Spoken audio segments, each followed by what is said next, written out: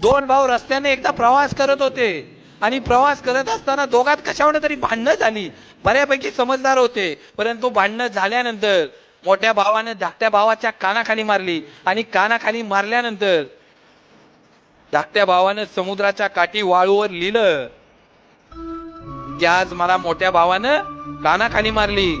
आणि काही अंतर गेल्यानंतर समुद्राच्या किनारी तो छोटा भाऊ पाण्यात पुढे गेल्यानंतर बुडायला लागला. मोठा भाऊ धावत गेला आणि त्याला काढलं. त्यावेळी त्या छोट्या भावाने तिथं असलेल्या दगडावर लिहिलं की मला मोठ्या भावाने वाचवलं. त्यावेळी तो मोठा भाऊ विचारतो, मी ज्यावेळी तुला कानाखाली मारली त्यावेळी तू वाळूवर लिहिलं की भावानं मला कानाखाली मारली, आणि ज्यावेळी मी तुला वाचवलं त्यावेळी तू दगडावर लिहिलं की मला माझ्या मोठ्या भावानं वाचवलं. असं कशासाठी? तर भाऊ छोटा सांगतो, अरे ज्यावेळी पाणी येईल ना, ज्यावेळी समुद्राची लाट येईल ना, त्यावेळी मी वाळूवर लिहिलेलं तू मला कानाखाली मारलेलं पुसून जाईल, वाहून जाईल, कुणाच्याही लक्षात राहणार नाही, पण तू वाचवलेलं आयुष्यभर माझ्या लक्षात राहील. तेवढ्यासाठी ते मी त्या दगडावर लिहिलंय. मित्रांनो, आमच्या भावानं आमच्यासाठी काय चांगलं केलंय ना ते लक्षात ठेवा ना.